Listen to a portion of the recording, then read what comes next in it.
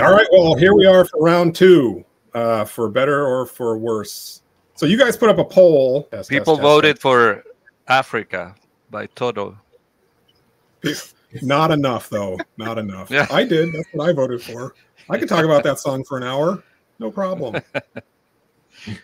People voted for Atlantis and racism, right? And I think it's because, you know, the Flint and Dibble Graham Hancock debate, that was one of the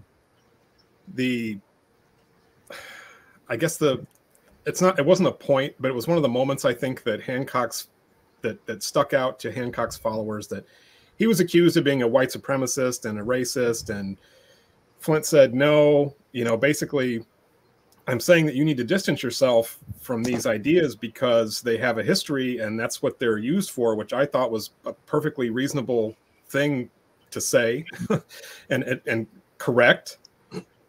And, you know, I had said that also in my the interview I gave when we're talking about ancient aliens, which, you know, the thread of that goes through Atlantis and Ignatius Donnelly and everything else.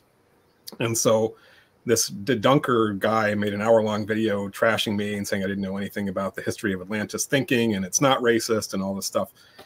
And like, I think, you know, the origins of the Atlantis stuff in terms of Ignatius Donnelly, 1882, it's absolutely racist as hell. And you can just go read it for yourself, right? So like, that's one aspect to it. And the other is, how is it being applied today, and how much baggage the people who are looking for Atlantis today, how much of that 1882 baggage are they carrying, whether they know it or not? And I think those are two related but separate questions. So I don't know if you guys have ideas how you want to talk about this stuff. I spent a little bit of time this morning doing a little bit of homework and looking at kind of the history of thought on Atlantis in the late 1800s. So I have a couple things that maybe people don't know about, or maybe they do. And I also actually looked at the website Stormfront today, which was one of the first and biggest white supremacist websites, to see what they have to say about Atlantis.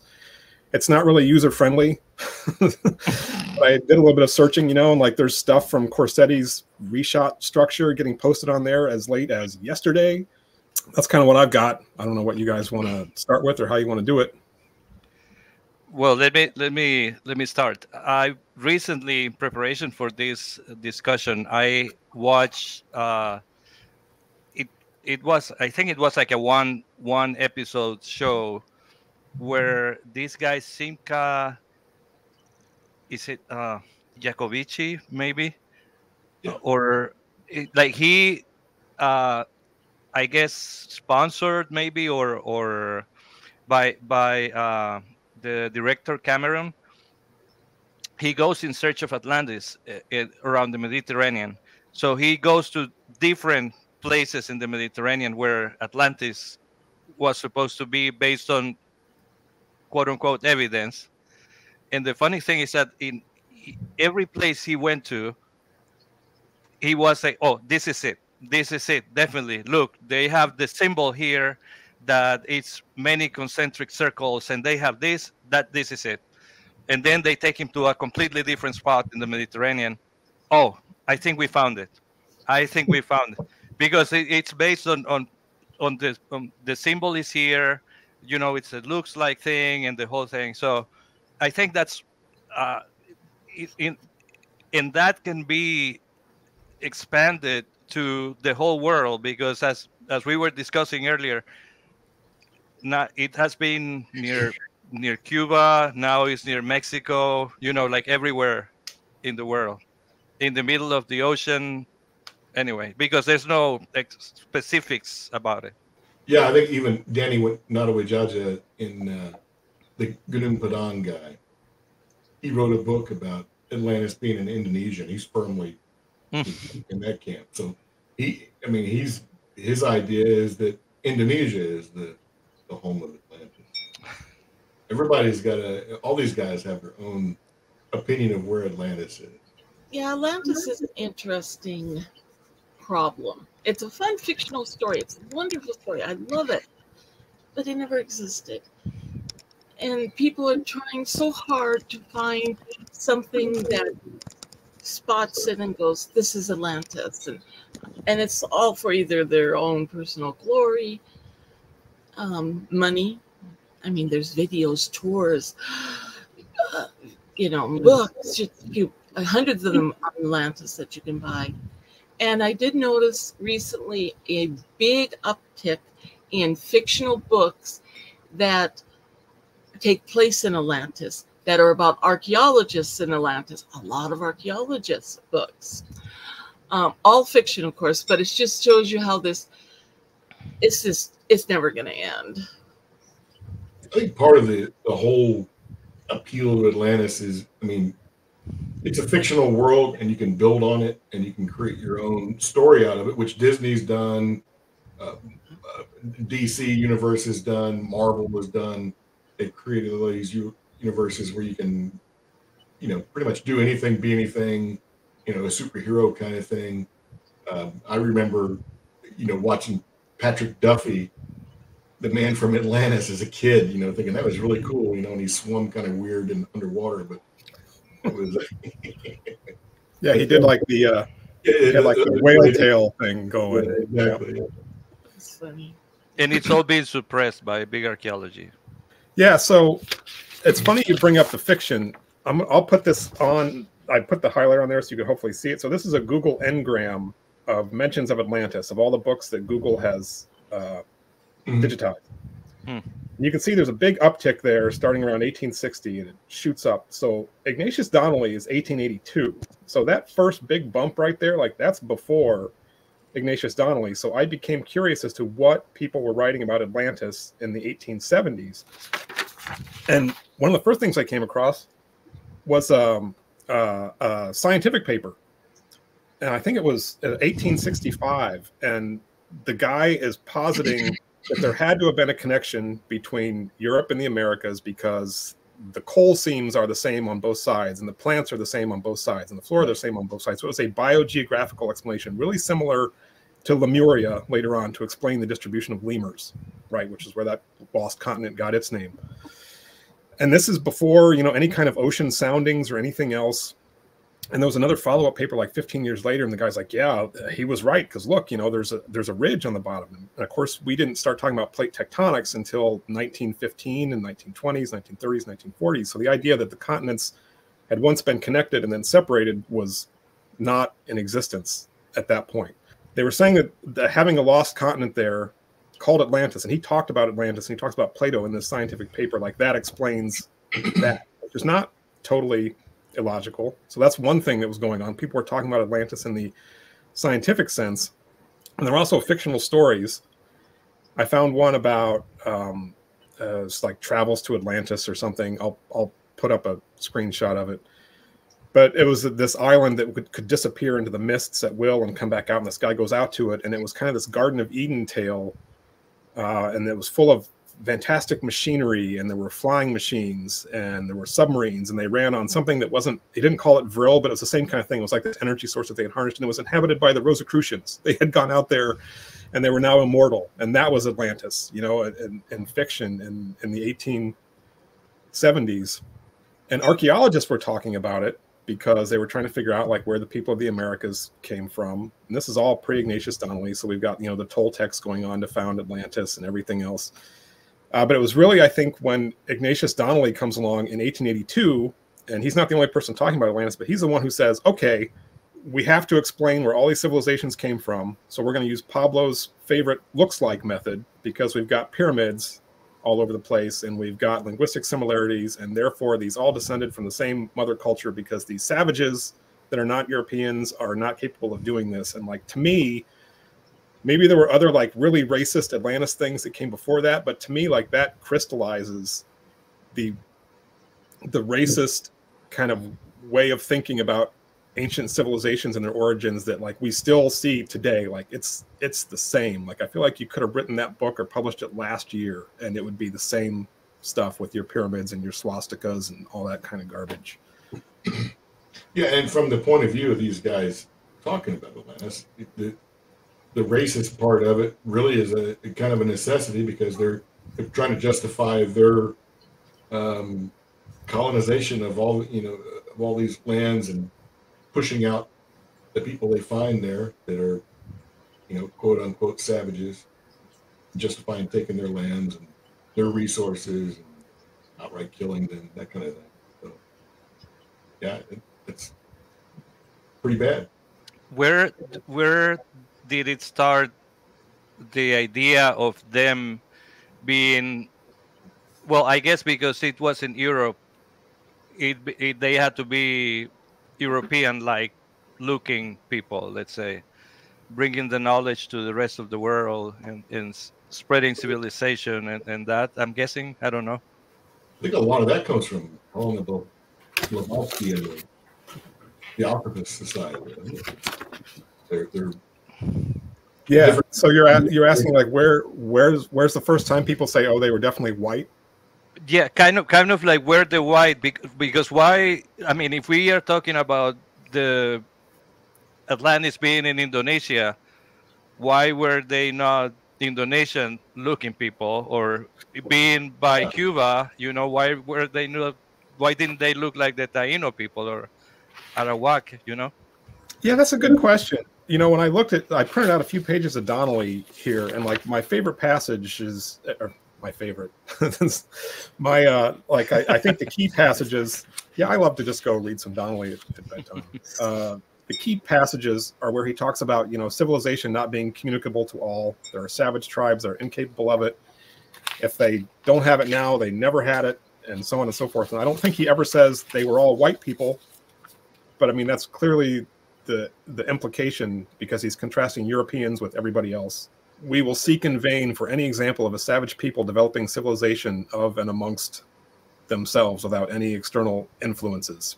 He said, yeah, the ancient Britons were not as civilized as the Romans, but it was a difference in degree of civilization, not the ability to be civilized.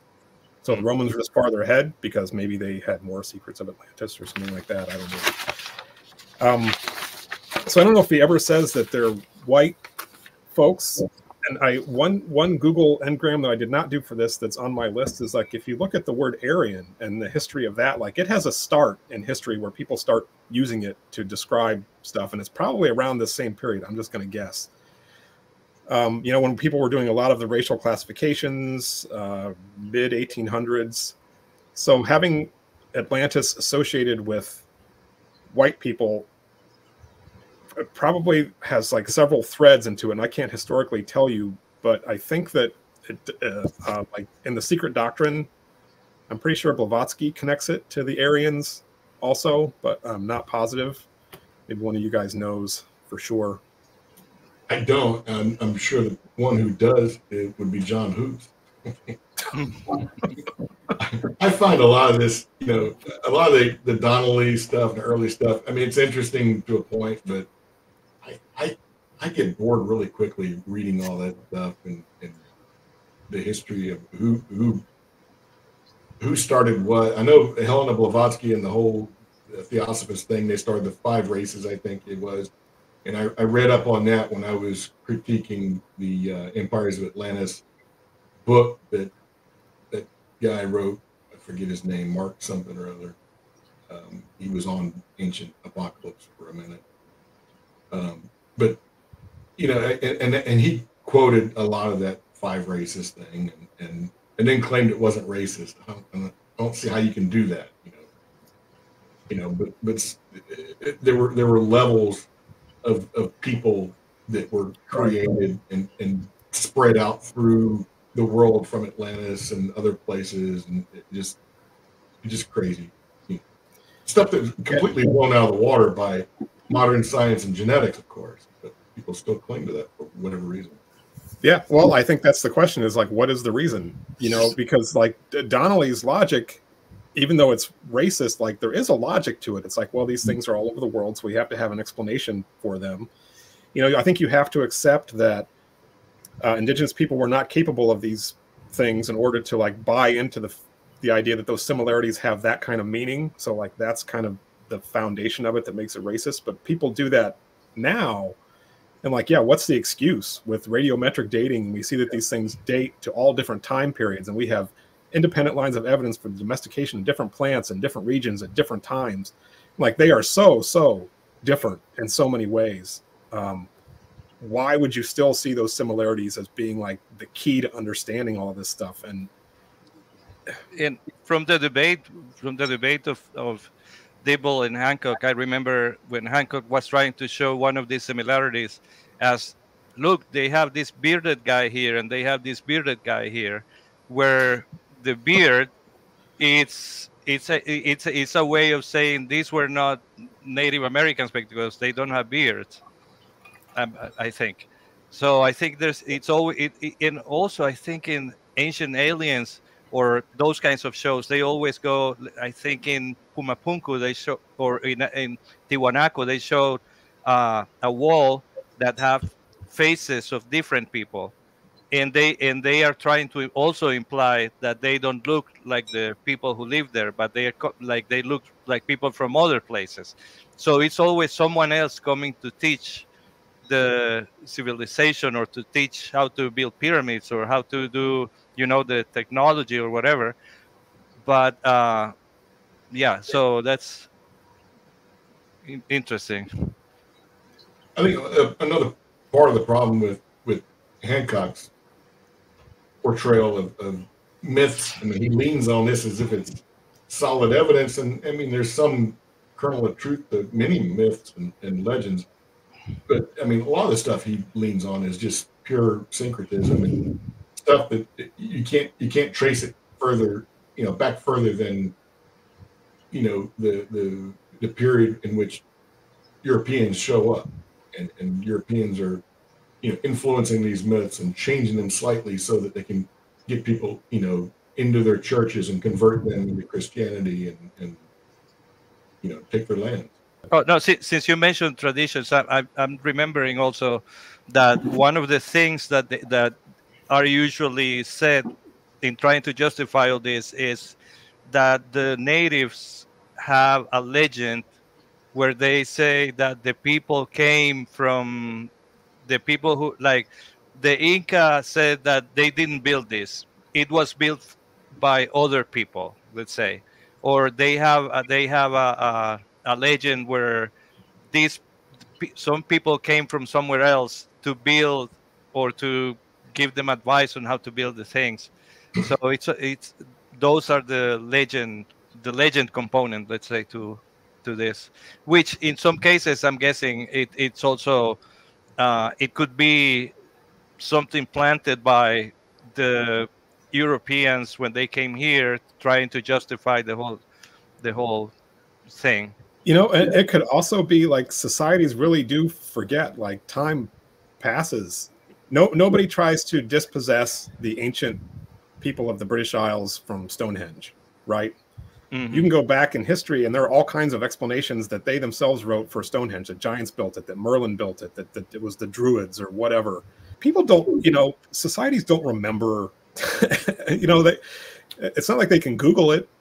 Right? Like, I mean, we're talking about generation after generation after generation, and things change and move on. And like, I guess I'm trying to say, like, I find it unsurprising that they go, well, we didn't build that. Who's we in this case? Does it mean, going back to time immemorial? Does it mean going back to my grandparents' grandparents? Exactly. Like, you're supposed to have like this, like, accumulating catalog of like every construction that your quote unquote people have ever done. Like, I defy you to, raise 2 generations in this country without history books or any kind of architecture or engineering, and then send them out into the world and go, how did we do that? Good luck. Talking about structures that were built, let's say, centuries before the people who were that the Spaniards, let's say, met in Peru. So they probably would say that, no, we didn't build that. It was built by other people who came here, but that was only centuries ago. It's not. That doesn't mean that it was not. That doesn't mean that it was people from Atlantis or anything right. like that. Look at all the stone structures in New England that were built by colonial people, farmers, all the walls and all that stuff. And here we are just a few generations later, and people are ascribing those to the Celts, to the Atlanteans, to whatever. Like, that was your ancestors. Like, they built that stuff. They built that root cellar. You don't remember it because that's not your thing. But like, that's the Newport Tower, supposedly a Bronze Age tower. There's no Bronze Age artifacts anywhere. No, I mean, you don't have to go back that far. With stories also, not only do you lose as time goes on, but sometimes they'll say, we didn't build it, it was built by them. Kind of those were like not superior, but supernatural, or the gods built it. And people look at that and they go, oh, see, they didn't build it. They meant those people built it. But they were looking at it more like gods came to build it. Or a lot of stories are like that. Man comes out, God comes down, does stuff. And, stories, then they can interpret how they want it. And I see it with Atlantis. They do a lot of that. They take something out of context, and that's proof. There's a lot of that goes on. Yeah, tons of cherry picking and not at all thinking of all of these things that could conflate, not having like an accurate or perfect or objective record of history among people and societies who are not like recording everything in minute detail. Like we find that people want to dispossess the Egyptians of pyramids because they can't find a drawing of them actually building the pyramids. Right, even though we have all these other independent lines of evidence, dating, writing, they found the papyrus where they were talking about shipping and quarrying the stones and all this kind of stuff, and the labor logs, and none of that's good enough because they don't have a photograph that was taken during the time of ancient Egypt documenting building the pyramids. Well, I think it's one of the reasons why we have a lot of people into pseudo archaeology. We don't have a lot of pseudo astronomers. There's a couple problems, but math is really friggin' hard. So, but when it comes to archaeology, people look at archaeology and go, "Oh, nobody really knows." They weren't there when it happened, so they don't really know. And it's before writing, so they didn't write it down. So we could just make up things. And I mean, I don't think a lot of people, process it that literally. But I think in the back of their mind, it's well, I can. What it looks like to me is this, and that's my conclusion. And then you start looking for that data, and that's just a natural human thing. You start looking for data to fit the conclusion. You have this bias that you start out with. I think that's something that Hancock and many others do completely. They have this preconceived bias, and they look only at the data that conforms to that. But I think one thing I like about Atlantis is, every few years you got somebody else. I think I found Atlantis, and I think one of my favorite stories is the one about a company, Merlin Burroughs, a few years ago. This is this big company. They advertise they can find anything that's been lost, forgotten, or hidden with pinpoint accuracy is what they advertise. And they look for like ships and things like that. And they have a pretty good track record of treasure hunting for old ships that sink and finding out where they went and looking at historic documents and that kind of thing. Well, they got on the trail of Atlantis, I guess. And can we present? Are we able to present a screen or anything? So you should be able to replace me with. Oh, there we go. There we go. So, wow. Man, this is like technology. A quantum leap. Yeah, no kidding. Look at us. Look at us. This is ancient technology. So the Merlin Burroughs found Atlantis in the Doñana National Park in Spain, which is near the coast of Spain. And they were sure because these perfectly uniform circles must have been the bases of stone pillars, and the pillars of Hercules or whatever the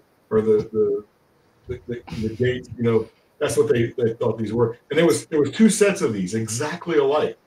So all these little holes, and the other set was nearby, just a few hundred meters away, and exactly the same layout. Now, one of the things I do historic archaeology. Andy, I know you do mainly prehistoric. If you've done any historic archaeology, you know that one of the cool things about historic archaeology is history.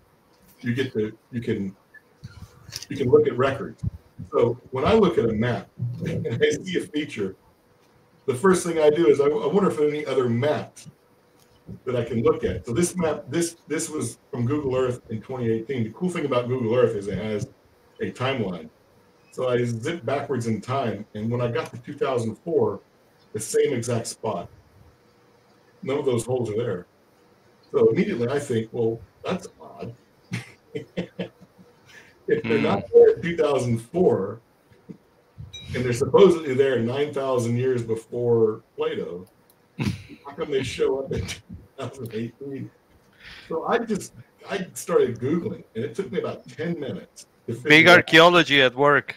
It took me about 10 minutes to figure out that these are ponds from an experiment that was done by a university to test. I forget what it was they were testing exactly, but they were testing a certain bacteria responses to erosion or plant life or something, and they're all uniformly laid out, and they had, one was a control and one was that's why they're exactly the same. One was a control unit, but they're patterned exactly alike. So these guys are looking for Atlantis. They didn't find it. They found an experiment. Knowledge experiment. There are so many, the phrase keyboard warrior, there are so many Google Earth warriors and explorers now. I think I found this. I think, like, why in the world would you look at that? And the first thing that comes to your mind is Atlantis. Like, I do not understand. You have got to have blinders on. They started out looking for Atlantis. If we're going to find Atlantis, let's do it with satellite technology. We can find anything. And they just started scanning and just started looking, and they probably had a team of 20 people. Look what I found. That is really weird. But none of them had the sense to say, what if we look backward in time at these, this same spot? What do we see? So I thought that was kind of funny. But you know what? If you follow Hancock's logic, like, until we have archaeologically tested that, we cannot rule that out as Atlantis. Yeah, so I mean, let's just be clear about that. We don't know that that's not Atlantis because it looks like it could be something. Yeah, do some shovel testing. But I think Atlantis is a story, and Flint Dibble is where I heard it first, and it makes so much sense. Atlantis, the story of Atlantis debunks itself, because you think about, I mean, from today until the period where Plato lived, is about 3 times shorter than from the period where Plato lived to the period where Atlantis supposedly happened, 9,000 years before. I mean, so, and we know it talks about a fully grown city, Athens, being at war with another city-state. Well, we know where Athens is, and we know that in that period of Athens is Neolithic, and people are barely, they're still smart people, but they're pre-pottery. They don't even have pottery yet, so they're not making ships to sail to distant lands and make war with people. They're just trying to figure out how to live off the land. I mean, if anything, like that tells you that, like, the ancient Greeks' idea about, like, the natural history of the world, the amount of time that had passed and everything, like, they didn't know anything. I mean, come on, all this, like, golden age stuff, and so many cultures have those, like, tales of degeneration from a golden age or whatever. And back before geology really gets started, and 150 years ago, like, people had no conception how old the Earth was. There was no human fossil record. There was no concept of evolution. There was no concept of anything ever changing. So these stories, like, hearkening back to this golden era and a glorious past, unless there is material evidence, as an archaeologist, like, I want to see something. Myth is great, and it's wonderful that we have all these colorful myths and legends and stories, but, like, the history of the world only unfolded in one correct way. And maybe some of those myths have truth to them in some ways, but the material evidence has got to line up with that. And if it doesn't, like, I am not sold on the story because some dude wrote it down, hundreds of years ago. Like, that And I'm not sold on the story that our ancestors did not build this. And I'm not sold on you know, we came from outer space or we came out of a hole in the ground. Societies make up stories about themselves all the time that are not true. I mean, half the stuff we learn about American history is not right. Like the things that we learn in history class about, you know, the founding fathers and slavery. Hey, I see Kitty Cat. Are like our mythologies. Like we are making up stories about ourselves to, you know, and to think that like Plato wasn't doing that, and the ancient Egyptians weren't doing that, and you know the ancient Aztecs didn't do that. Like I just think is so naive that you would take all that stuff at face value as literal truth. It makes no sense to me. Well, I mean, Plato had to make that up. I mean, he wanted to talk about the hubris of state and the state level government, but he, you know, you don't criticize the government that, you know, put his mentor to death with hemlock because he didn't believe in their gods. You have to kind of skirt the issue a little bit. You create a story, and you make Athens out to be the good guy in the story instead of the bad guy, and hope people learn from it and go, oh yeah, I see the correlation there. When Carl was mentioning the Pillars of Hercules in that side, remind me of the show I was talking about, where they go to, I think when they were talking about Santorini being the one of the suspect places. So there's, if I remember correctly, there's Italy, and then there's one of the islands, and then they were like, but I can see how they would say that actually between Italy and the island would be the Pillars of Hercules instead of where they really are, because they want to adapt the conclusion, you know, to the, like you said, like they already know that Atlantis existed. So now let's move the Pillars of Hercules from where they are considering Africa and Spain to Italy, and then make the story work. So you're saying that these islands are metaphorical pillars. Oh, exactly. Yeah. Like they the whole story be a metaphor, right? Yeah, exactly. Correct. Yeah, exactly. Yeah, how many details do you get to change before it's not Atlantis anymore? Yeah, exactly. Like, you know, you can change time, you can change location, you can give them all kinds of technology that were not in Plato. You know, their supernatural powers. Like, you can change how long it took to be destroyed. He says a single day and night or whatever, but you know, they want the Younger Dryas impact. Like the impact happens, what, like 800 or 1,000 years before Meltwater Pulse 1b. So Atlantis is apparently still flourishing in that whole time period. Like there's all these sleights of hand, and I always come back to the question, like that only makes sense if you want to believe it so badly that you are willing to just ignore all that stuff. And then I always circle back around to like the racism thing. Like, what is it about that idea that has so much appeal, you know, for explaining ancient history around the world and attributing it to white people? It's like trying to defend Santa Claus. You know, old bearded white guy. Santa Claus is racist, Carl. Yeah, racist. I wanna take a quick break because JA was showing the flowers that were sent to her by Big Archaeology, because the group got to 150,000 members. Oh. Yeah. Yes. So the next thing you know, Hancock is going to put this on. See, there is a Big Archaeology. Big Archaeology has not ever sent me a single flower, gift basket, nothing. I got nothing. You got to be special. What am I doing wrong? You have to be my daughter and be special. You have to do what to be special? You have to be my daughter and be special, because that's who brought me the flowers. She just walked in. Or be my cat, one of the two. Do you have just the one cat? No, we have 3 right now. We lost our panda dragon not very long ago. So, but we have 3. The other 2 kind of stay in their little spots, and this one's, she thinks she's owns this spot. So, well, I would have to agree with her, I guess. Yeah. Yeah. For racism for today, I think well, we know the reason why people are attracted to it, are wanting to be it. When they have a wonderful ecosystem, they have a wonderful what they call love bombing. Oh, you believe in Atlantis? Oh, you're so wonderful. You're so great. You're so marvelous.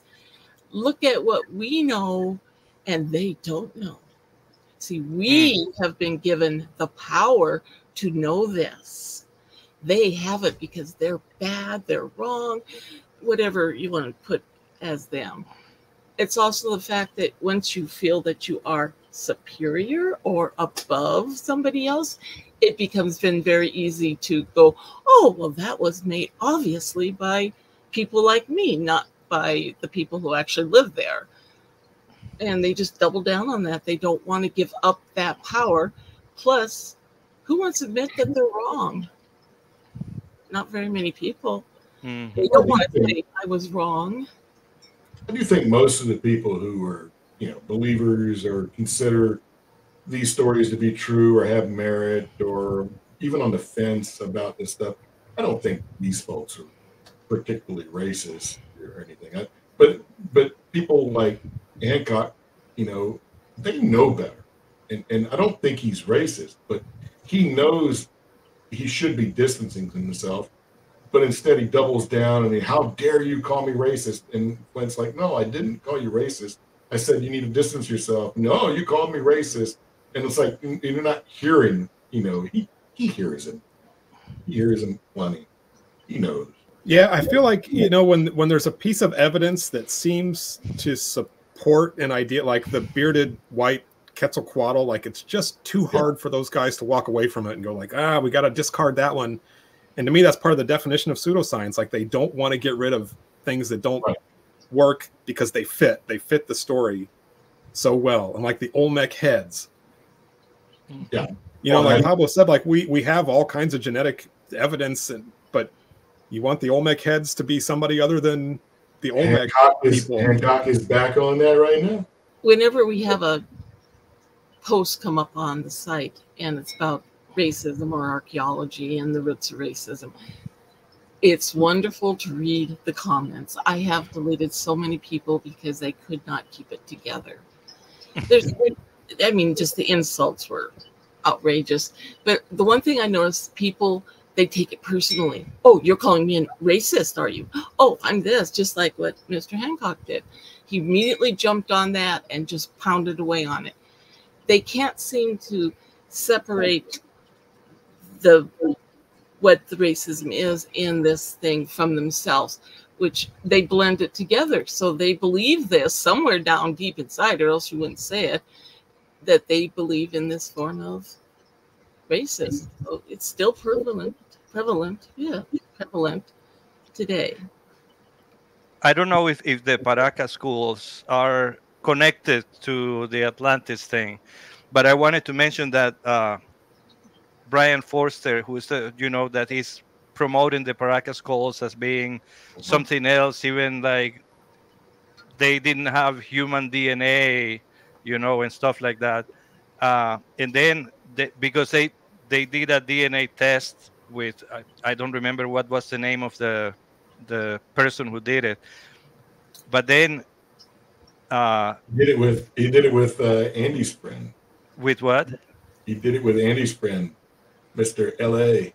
Marzulli. No, but there's another person. There's another person, I think. Anyway, but yeah, Marzulli comes to mind. But there was another person someone who died, who passed away. That was Joe Taylor. Huh? Yeah. Joe Taylor. Joe Taylor. Yeah. No. It was another person. I'll remember the name, or I'll find who was the person who performed. And even I think Dr. Raff posted a video showing how the results could have been contaminated because by the pictures that they showed of doing the test, So what I wanted to show in a less technological way is the result of a reconstruction that a friend of Forster did of what the Paracas people could have looked like, and I don't know if this is going to work. I can see that. So they were white and you can probably not see it very well, but they have blue eyes. and probably same DNA as the person manipulating the DNA or the whatever they use for taking it. And they get to that conclusion because obviously it was not it couldn't, given all that is being found in South America, definitely it was not the Quechua people, or the Inca, because they were talking about the people before them. And this whole thing about the Chachapoyas having like also blue eyes and being blonde and white skin and the whole thing. So I think that's part of the whole the consequences of all these ideas of Atlantis and this worldwide civilization and so on. I need to refresh my memory on this book because he's got a bunch of stuff about blue eyes in here. You're using the amnesia book to refresh your memory. Well, I need to refresh my memory about what he wrote in here because I remember one thing he talked about blue-eyed people in South America, and then what he did was it was like a death mask or something that had been made, and there were blue stones in the eyes, but the people weren't actually blue-eyed. It was a piece of art that was blue-eyed, but he doesn't bother to mention that. I'll have to find it and confirm. The Egyptology stuff too, when they show those pictures of all the different races in ancient Egypt that are from ancient Egyptian art, and it's like, well, it had to be the white people were the pharaohs, and like you can find these famous racist American Josiah Knott, who was a defender of slavery, and they were measuring the skulls with Samuel Morton and all that stuff, but they decided it had to be the Caucasians. Like, duh, it had to be the Caucasians. And it was super, super important to them to make that point. And like, when it's that important to, identify the skin color as similar to Europeans and not brown, like that's, to me, like that's the definition of racist. Like there's this agenda, and I feel like it's, people like Hancock can say that it's not his agenda, and maybe it's not, but like he is the biggest voice in this stuff these days. Like people listen to what he has to say, and he's promoting the conspiracy theory stuff that archaeologists are trying to shut him up. And a lot of the lines of evidence he uses are straight out of Ignatius Donnelly. It's the pyramids are the same everywhere, and it's just like it boggles my mind that he can't make that connection, or he won't make that connection. And it's really, really disappointing because he's so well spoken and he has such a huge megaphone, and he chooses to just let it go and feed into this and say, well, I'm not racist. Like you can't see the story unfolding. You can't see how these things are linked. Like I just don't buy it. But I think he finally is going to have like, now that apparently he's not being allowed to film in what's the name of these famous ruins, the Chaco ruins or something. Yeah. So now he's going to say. I mean, I'm waiting for the article saying that he was shut down by Big Archaeology or something like that. I don't know. Yeah, I think that's. And that's one of the things that a couple of people have mentioned, Jason Colavito and Flint himself, said maybe that's why he's attacking Flint so ferociously, on Twitter and other places, because he's frustrated, and he can't really say, he can't really put down the Native Americans, but it's because he supposedly respects their traditions. But some of their traditions say things that are different than what he's saying.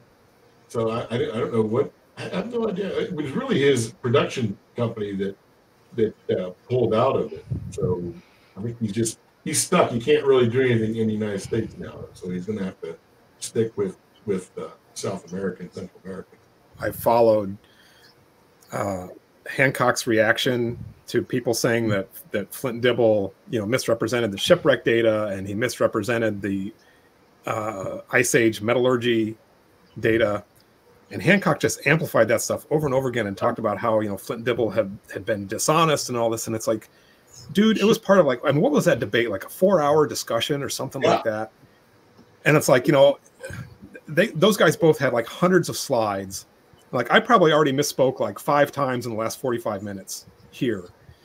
And you tell me, like a grown person who has the credentials that Graham Hancock does, and, you know, puffs up his chest about his New York Times bestseller and all this, to come back and say a month later or whatever, like, you cheated at the debate because you brought out information that I was not prepared for.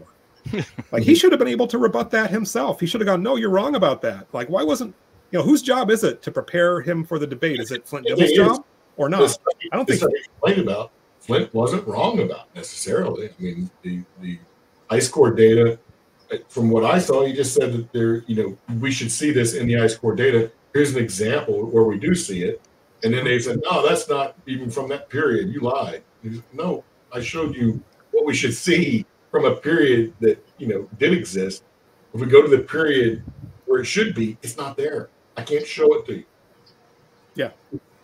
Yeah. And it's somehow the like, where does the burden lie in a debate? Like, you know, I've given brown bag presentations where I've gotten more pushback than some of what went on in that debate. Like, he was just not prepared, like, plain and simple. For him to come out a month later and go, oh yeah, this other guy did my work for me and found out that, you know, the slide he was talking about didn't show what I thought he was talking about, and how dare you? It's like, dude, grow up. Like, it's such a, and that, like, I always feel like the big thing with these pseudo-archaeology, pseudo-history, pseudo-science people is, like, they are not used to being challenged. And so he had nothing. Like, he brought a butter knife, you know, to a gunfight. Silly. And now he's complaining about it. They live in that little echo chamber. All Yeah. they hear is how wonderful they are, how marvelous they are. And when they get out into among people who are not looking at you as an adoring, you know, God-like preacher, all of a sudden it's, what question? I don't have that. They don't, because they've never addressed it. And that's, they get into that. And the people that follow them, the pseudo people, they all have that same attitude. A little bit of narcissism in there. Look at me. I'm the only one that knows it. You know nothing. Yeah. Mm-hmm. I think some do. I think a lot of people who are following people like Hancock or even Corsetti and people like that. I mean, yeah, it gets to be an echo chamber and you're nodding your head and you're like, yeah, look at this so-called mainstream archaeology. And I maintain there is no such thing. You're either doing it scientifically or you're not. You know, it implies, if you say there's a mainstream, it implies there's an alternate archaeology, and it really isn't. You either do it scientifically or you don't. You do it logically and rationally, or you're not doing it at all. But I think with a lot of the followers, they're just really interested in history, and they're looking for answers. And you know, in archaeology, we're slow to give it. I mean, we really are. Some things don't make sense, because on the surface, if we do something like, you know, stop digging at Göbekli Tepe, on the surface, like, what are you doing? Why are you stopping? We're you know, learning stuff. Well, God, you don't understand. They've got piles and piles of stuff to go through now. There's no possible way. We just dig haphazardly. We're just, you know, we're damaging the site more than we're understanding. And so we have to take things slow and meticulous. And that's just the way it is. And people are eager. They want things now. We're in a fast food, on-demand television environment. We want our knowledge and we want it quick. But if we tell them what's there, they won't believe us anyway, because what are we hiding? It depends. Exactly. It depends on how we tell it, I think. I really do. I think if we're better at telling the stories, I think, you know, we got to start small, but as archaeologists, we got to tell it, and we got to tell it smartly. I've been thinking about, I've been writing on my blog for a while. I've been thinking about turning a lot of that into a book lately, but I don't want to just debunk it. I want to fill those gaps. Like if I debunk something like the Magna Fuente Bowl, or the Fuente Magna. Fuente Magna. I debunk that, then I need to talk about what's really cool. And what's really cool about that bowl is that somebody in Bolivia paid attention to archaeology in the newspaper, probably, or on newsreels at some point, and saw enough of it that they wanted to mimic it on a stone bowl, which was no easy feat. I mean, they had to chisel and carve away at this thing, and they were interested enough in it to imitate it. You know, I don't know that it was a hoax. It's a hoax now. It's being presented as a hoax, but I don't know if it was originally a hoax or just life. And it was just something that somebody admired the idea and blended their own culture into it a little bit, which is really pretty cool when you think about it. And I think those are the stories that we can tell when we're debunking, pseudo archaeology. We can go back and talk about what's really cool at the Bosnian pyramid. We've got these Roman forts. We've got these. We've got this Neolithic culture that was when they figured out pottery and clay. Well, they really created some cool stuff, and we can talk about those. We have to present what we do, even if it's our own little part of archaeology. I'm right now presenting on moonshine archaeology, and I work in the iron furnace industry, a lot of historic archaeology, which is kind of boring stuff, but I can make it interesting, and people. I give talks, brown bags, and stuff around my area, and people get interested in it. I'm really amazed at the turnout that I get sometimes with this stuff. Yeah, I mean, there's a carrot, and then there's a stick, right? And the carrot is like filling in those holes with like what we actually know that's interesting and that we can back up with facts and logic and everything else.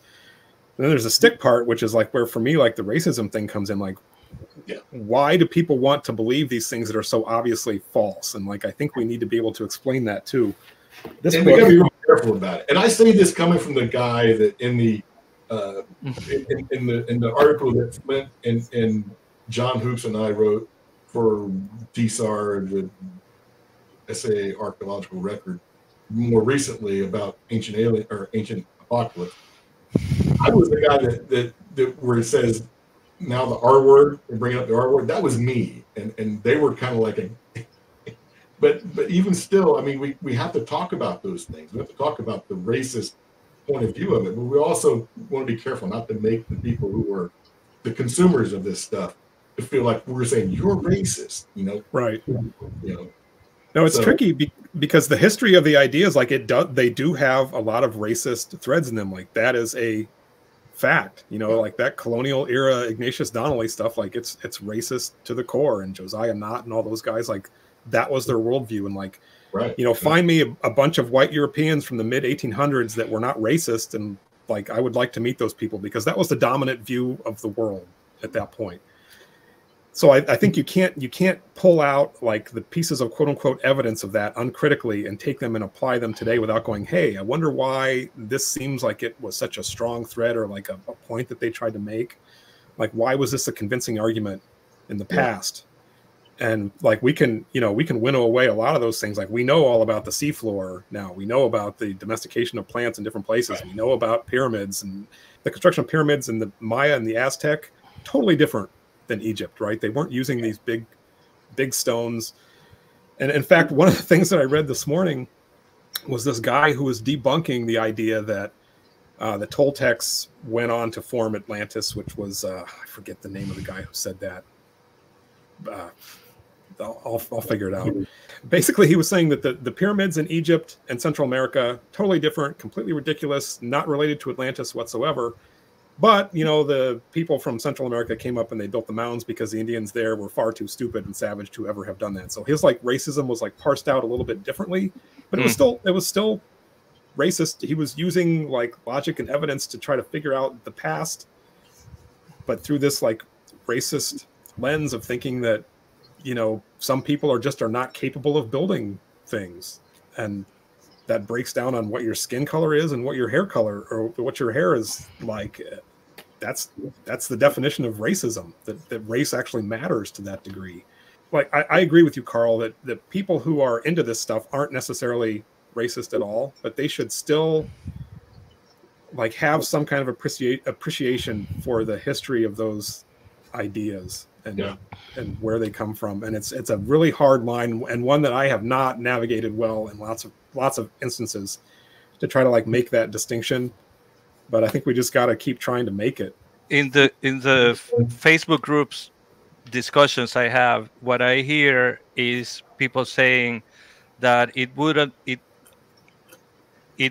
have been possible for the natives to build the mounds or to build the pyramids because their technology was at the level of building teepees. So therefore, they couldn't, which is an absolute ignorance about, Yeah. I would say, how advanced a teepee is for what they were doing, following game, and moving constantly as nomads, and being able to put together a quote unquote, like say, like a house, a habitable place, and all that. But at the same time, there's a lot of ignorance. Like, how could people living in teepees build a mound or build a pyramid? I put up a couple of teepees, and so I can tell you, it's not hard, it's not easy, and it takes a lot of thought and planning. And yeah, people, you can get hurt trying to put up a teepee, believe it or not. Yeah, somebody's got to climb up there and do a little rappy poo with the canvas and whatever you're using for the walls and everything else. It's interesting. I mean, could any of us four here build the Empire State Building? I couldn't. Does that mean that my race is incapable of building the Empire State Building? I don't think so. Yeah. I do find it interesting. During the period of like Tiwanaku being built, or some of the Incan walls, Cusco, and those places were being built around the same period that there was. This is monumental architecture. Around the same period, there's monumental architecture happening in Europe, and big cathedrals are being built, and nobody's saying anything about those stones. They fit together so well. I find it interesting. How do they manage to get the stone so perfect? Tartaria. I'll log off right now. Bye bye. Oh God. Yeah, I mean, they're telling us they're telling us that our societies who built structures 200 years ago were not capable of doing that. Now, like that's yeah. I mean, it's taken to its logical conclusion, right? Oh, were you trying to share that screen, Carl? I'm sorry, I didn't see that. Oh yeah, but if you want to, well, I don't mind. I don't like making fun of the consumers, but I do like making fun of Graham Hancock, and will happily do so. So Graham Hancock is saying here, I'm not suggesting that the ancient Egyptians. Wait a minute, I got to do the accent though. I'm not suggesting the ancient Egyptians influenced the Olmecs or vice versa. But could both cultures have inherited a shared legacy of ideas and iconography from a much earlier civilization lost to history? So he says, I'm not suggesting ancient Egyptians influenced the Olmecs. This is just the other day, July 5th. So here he is in 2022. The Olmecs were the oldest and most mysterious of high civilizations in Mexico. There are curious similarities to ancient Egypt in the Olmec statuary shown here. Direct Olmec influence on ancient Egypt, or vice versa? Oh my God. So the guy, he's inconsistent. He's a legacy shared by both cultures, or coincidence. He's just asking questions, right? But we know what he's really doing. He's stoking he's a mystery monger. He's stoking the whole mystery of things. I'm sorry, but Does he even think? I need something after that. Oh my God! And that's Carl Sagan that I first read about the word mystery monger. So the timeline between those pictures and statues or the designs is hundreds of years. Where's the thought? Okay, as the pyramids looked like they're pyramid shape. 1,000 years, 2,000 years between them. I think one of those was 1,000 years apart. Yeah, it's like, don't you comprehend? If you had this big gap between, where's the things that fill in the gap? Where's the other pyramids? Where's the other buildings? Where's? That is pretty much saying that people wear hats. See? Yeah, it's a shared legacy of hats. What's in the bag? I mean, that, you know, that pyramid, like the shared, like, so that was excusable, I think, in Donnelly's day, because we didn't understand chronology. There was no radiometric dating. There was nothing in absolute time. You know, who knows? Donnelly might have even thought the world was still 6,000 years old or whatever. I don't know. But like, once you take that flattened time and have everything in that pancake together and you start spreading it out and you realize that there's all this kind of variability in time and space, like, I don't know how you still do that in 2022 and 2024 and go, look, it's the same. Like, it's ridiculous. It's absolutely ridiculous. So I just shake my head, you know. Why would you? We've learned so much since 1882. Wouldn't it be nice to incorporate some of that, other than like, here's some straight lines and Yonaguni and you know, that's the best you got. Like, that's the addition. Makes no sense to me. They have no concept of time. They it's not important to them. This, I think thing similar to that is the only thing that's important. And if they can con their readers, their followers, etc., that this is what it is, and they don't, and a lot of them I think really know the truth, but we're not going to say it because we don't make money here. We make money over here on the pseudo. It's just the dumbing down of society. It's just dropping. I think they can't consider time because it falsifies everything. It falsifies a lot of stuff pretty effectively. And the same thing with like the domestication. You know, there was that moment where Flint Dibble asked Graham Hancock, is like, you know, well, what were they eating? What domesticated plants did they have? Because Plato, you know, this is a civilization, like they have to have. And he's like, I don't know.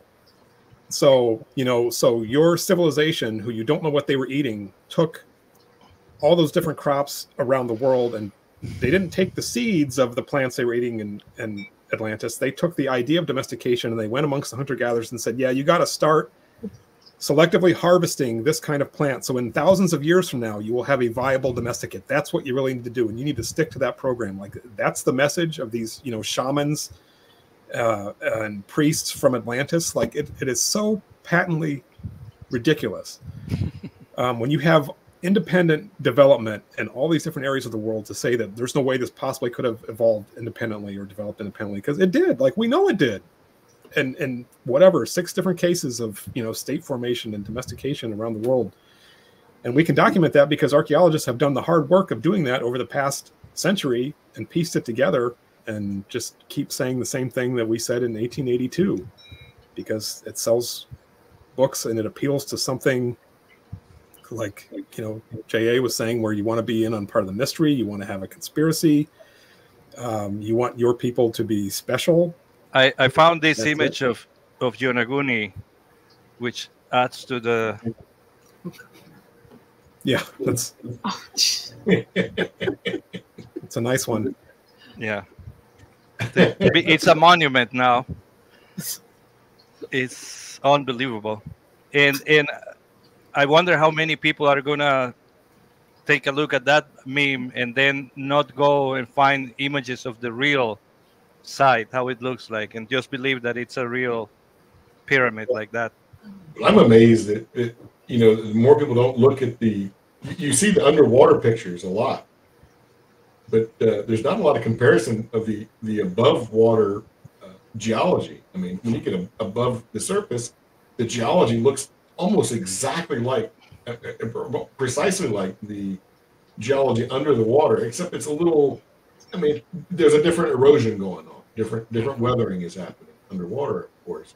But I mean, the size of the joints and fractures are the same. The angles of the rock are the same rock formations exist underwater as they do above the water. Physics. You're talking Yonaguni in particular? Yeah, Yonaguni. Yeah. Hmm. That's his best case, right? He was asked, like, what's your best one? And like, that's what he came up with. And like some rocks with some quasi right angles. He dived on it and risked his life several times, dozens of times, and you know, he knows nobody else has except maybe a couple of people. And you know, so being a professional tourist outweighs evidence and rational thought, I guess. Nature doesn't make straight lines. That's one of those ones you hear over and over again. A lot of those. Why do we waste our time like being educated and getting degrees and everything? All we have to do is look for straight lines. That's all you got to do. It's so easy. It makes a lot of straight lines, but a lot of those lines in uni aren't actually straight. Yeah, they're rhombohedral, so they're not actually perfect 90 degrees. You don't know it because you're underwater. You see underwater photos, but oh, look at these steps. When you show a picture of the steps, every once in a while you'll see a diver next to one of those steps, and it's like, who has a 10-foot stride? Giants. Yeah. Don't even go there. Carl's two favorite things: the Tartarian giants. That's who built those steps. We're gonna have a Tartaria day, just in your honor. I admit, I've started looking for mud flood evidence now. I've started looking for the archways of the windows that are partially buried by the sidewalk. So I'm going to start documenting that when I find it. There's no way St. Joseph, Illinois was built by us. We couldn't build that town today. We couldn't. It's all Tartarian, probably. I'll walk through Nashville one day, Paducah, see if I can see anything. I don't know who comes up with that kind of stuff, but wow. I think it had to be a joke at first. Yeah. Somebody had to be like, flat Earth. Who started that? Let me start something else silly. And, oh my gosh. Yeah. It's a success story for sure. It's a money making. I started actually trying to learn something about it, and I've not had a good luck finding information about it. When I went on my little birthday road trip, I stopped at the George Rogers Clark Memorial in Vincennes, Indiana, and it's a beautiful structure, a round structure. It's really tall, made in 1933, and it has all of these perfectly smooth granite panels that were all kind of like cut to the same radius, and like, mirror smooth, can't fit a credit card between them and all that kind of stuff. Here for all you alt history fans, look at this granite, polished smooth. I don't think I could fit my credit card between the stones. Same with these columns. I'm not sure we could do this today. In the 1930s, and so I started trying to look up, like, how would you do that? Like the art of cutting stone, because I'm sure they had like mechanized saws because it would have had electricity and all that sort of thing, but still, like, figuring all that out was probably just like a craft. There wasn't a machine that just like makes them automatically. Like, you had to craft those things. And it's really interesting because, like, I wouldn't know how to explain how that was built. I have no freaking idea. And even with the internet, like, I've had very little luck, like looking up, 1930s granite sawing and polishing technology and like getting a good explanation. So that's a lost technology as far as I'm concerned. Like, I'm sure somebody knows how to do it and they're still doing it today. And when I was walking around in downtown Chicago, so much red granite on these buildings that is just polished absolutely mirror smooth and different sizes and shapes and everything. Like, I don't know how to do any of that stuff. No idea. But it's been done. There it is. You're not an ancient Egyptian. Yeah, they would know. You got to use sound technology because there's no evidence of it. They carved it with sound, or with the powers of their mind. I don't know. Resonance. Resonance. Yep. Does anybody else have anything to say on this, or have we beat this one? I'm just surprised it's still going on. Today we had a picture that was from way back 20 years ago, something like that. The underseas Atlantis, and we were commenting, and that, oh my God, this is coming. It just keeps coming around. It's just like it. We can't put that fire out. We bang on it, and it just comes back. But and it's just amazing. I'm every day I'm amazed when I find somebody that I know and they go, "Oh yeah, Atlantis was real." I'm just going. Fortunately, my daughter knew about this stuff because I had told her. And one of the things that comes around quite often is the swastika thing. Yes, that's the Atlantis picture. And we have a bridge out here in Yuma on close to Mitri Lake that was built, I believe, 1912 or 1911. And there are the Indian design the swastika with the Indian design. And he had gotten the idea when he was in India, and somehow he got hired in Yuma, which had 4 dogs and 2 cows at that time, to build this really fantastic bridge and things. Well, and the bridge is now closed because things happen, and people, you can still go see it. And she was out working at Mitri Lake for State Fish and Game, and somebody came up to her and they were just really, really upset and nervous because they had seen that bridge and the symbols on it. And fortunately, she knew about it, so she explained it to them, and they went, they go out. They were wondering if they should leave town before sundown. So these things still come back to people, and they're affected by it today. You know, the racism, it's still being pumped around. The idea of this Aryan, whatever, being bandied about, we see it in a lot of things. So when people go, you could not have done that, they could not have done that, you basically, they're disrespecting that culture. When they get a bone or a skull and they say this is alien, you're disrespecting that human that did live. And I think that's a lot of it. There's this it's okay to disrespect them because it's not us. So it's just further meltdown. But anyway, we got a bridge. It's famous, supposedly.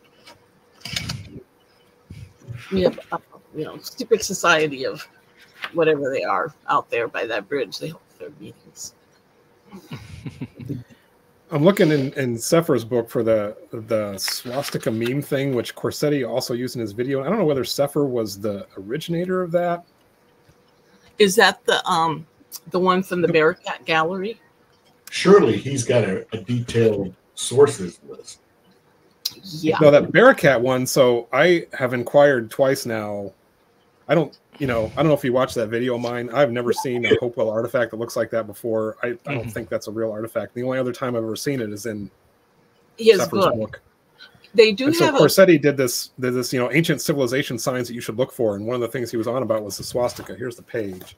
Yeah, that one. So this picture there of all the different ones, so Sephir's scholarship is so poor that he might have just stolen that picture from somebody else and not credited it, but he also might have made it up, and I have no way of knowing. But it is an old symbol, and it's a widespread symbol. I would not dismiss the idea of coincidence because it's not a really complicated thing. It might have had different meanings in different cultures. And the examples they give, some of them are 20th century, some are not that far, long ago. So the idea that it points to all of them having a common source, I don't know. You have to show me more than it's the same, because you could do the same thing with circles, triangles, squares. It's not that weird, I guess, or distinctive, so. Gosh, I'm trying to think. He wrote a book on symbology in archaeology, in the archaeological record. His name will come to me later when I don't need it. But he talks about some very common things throughout societies. He's not trying to link them together and say this is proof of anything other than these are people, with the same. We have some of the same cognitive functions, and people go into trance states. They see spirals and right. shapes, certain shapes and things like that, and they get put on cave walls or rock shelter walls, and petroglyphs and that kind of thing. And I think there's something to that. I mean, I did studied a little bit of some of the archaeology in the South Texas and the Pecos Canyonlands. They have the rock art there. There's a lot of depictions that resemble. They have symbology that probably is related to, peyote use and that kind of thing. And so you're in these trance states. You're in a trance because of some substance or because of some exercise or both. You're dancing until you hit this trance state and you start seeing visions. And I think one of the things that he was talking about was the swastika and the spiral. I think that's yeah, swastika is kind of a spiral, isn't it? I know that work that you're talking about. I also haven't read it in a very long time, but I remember thinking that was really, really interesting. And We got it on the shelf. I want to say that Graham Hancock, when he was big into like his drug stuff for a while there, I don't know whether he's still on that, but he talked about was it ayahuasca? Is that what it's called?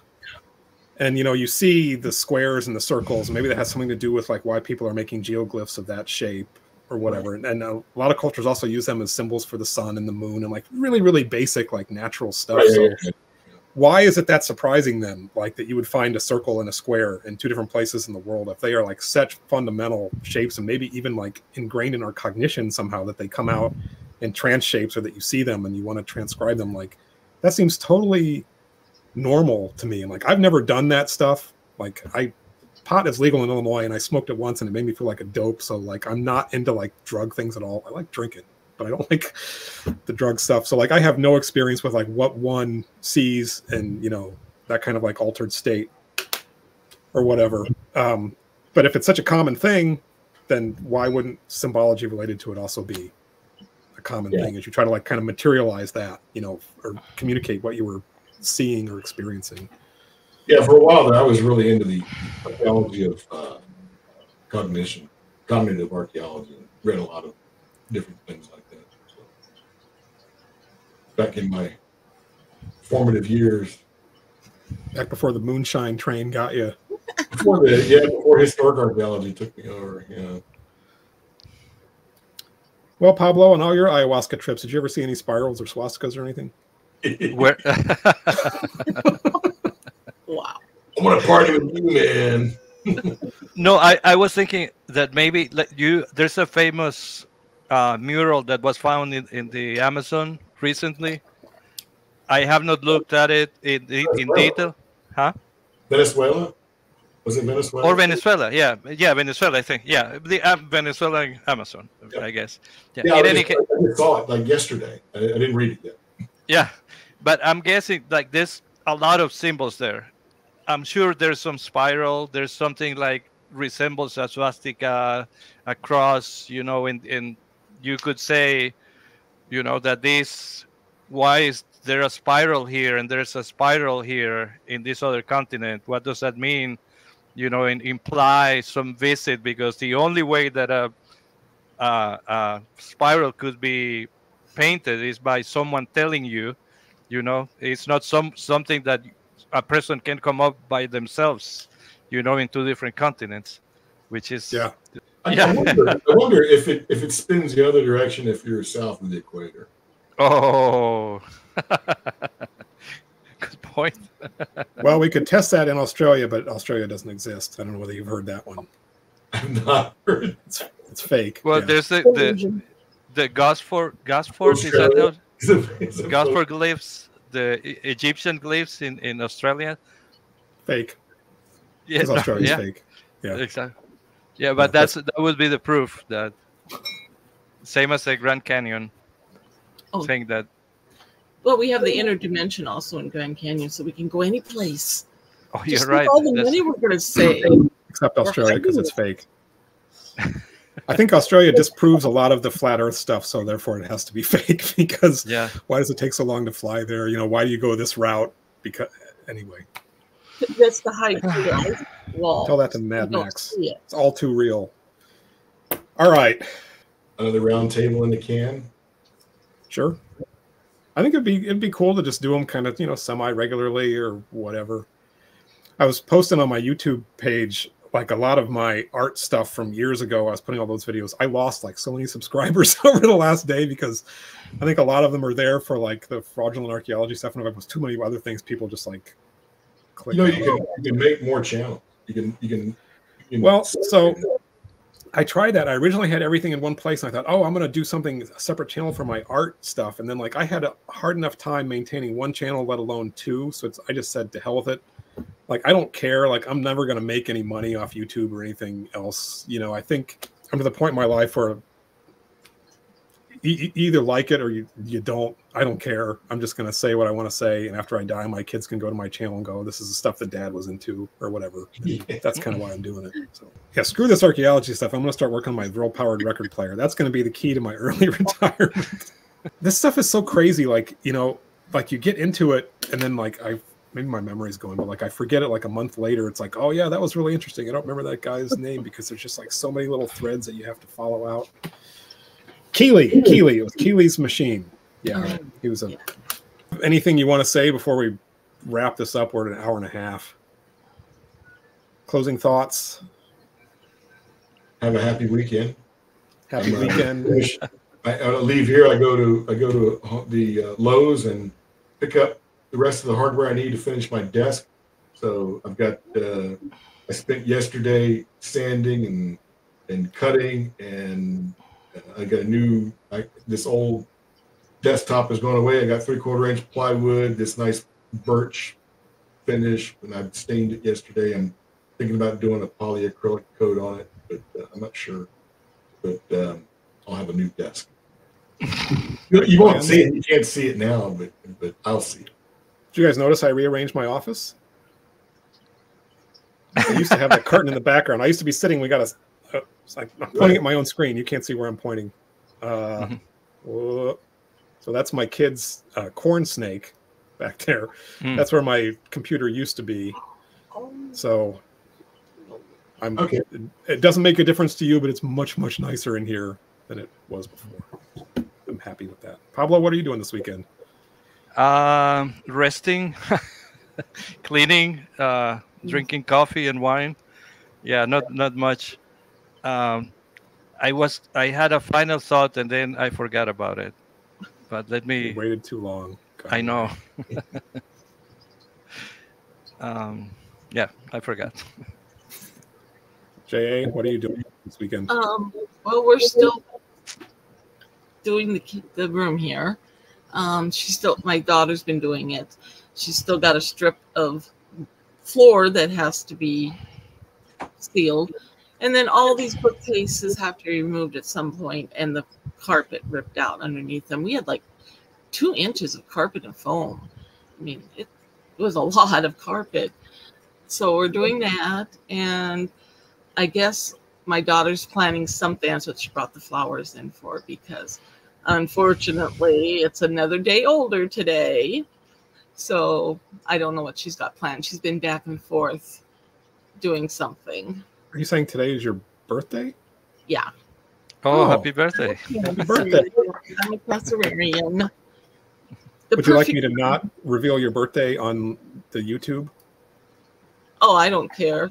You don't care. All right. It's on my Facebook page. It's older than the hills. I think I had a Proceratops that I rode to school when I was really young. But no, I was born in 57. Exact year. I was going to ask you what it's like to be 35, because I'm really looking forward to that. Yeah. I wish. I tell you, if I could go back with what I know today, go back 30 years. But life is that. You can't go back. So that's what I'm going to be doing. My final thought would be, please, people, think. Use your brain. Use common sense. Don't get sucked into this pseudo stuff. I mean, really think about it. My first question when somebody says that, I say, why? Why do they want to say that Atlantis is in, Yuma? Why? What's the purpose? What are they going to gain out of this? And that every time I see something, my first question is why? What's behind it? And there's usually nice cash. You can make money on this. Yeah. Atlantis There's money to be made in Atlantis. We have to go to the Grand Canyon. That's all there is to it. Yeah. I remember my final thought, all right, which is that no matter how many people we ban, how many people we don't accept in the group, we still made it to 150,000. Let's cut that number back. Let's get it back down to like 130, 120. 5,000. Yeah, let's back down to like 6 or 8. That was nice when it was 6 or 8. You guys are doing all the hard work. I appreciate you doing that. Just think if we hadn't banned or blocked a lot of people from coming in, declined them, how many we'd have.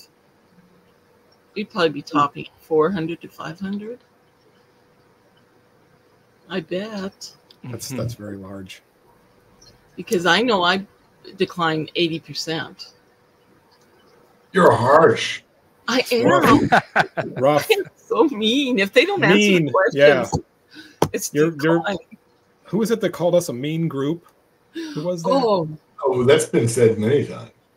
Yeah, it was. There was one that said we're a mean, and there was a bunch of different adjectives involved. Yeah, somebody just recently in the chat said, I mean, in the Facebook group said we were mean, and I didn't like that because you kick them out. To be mean is we weren't mean. I think it's a nice group.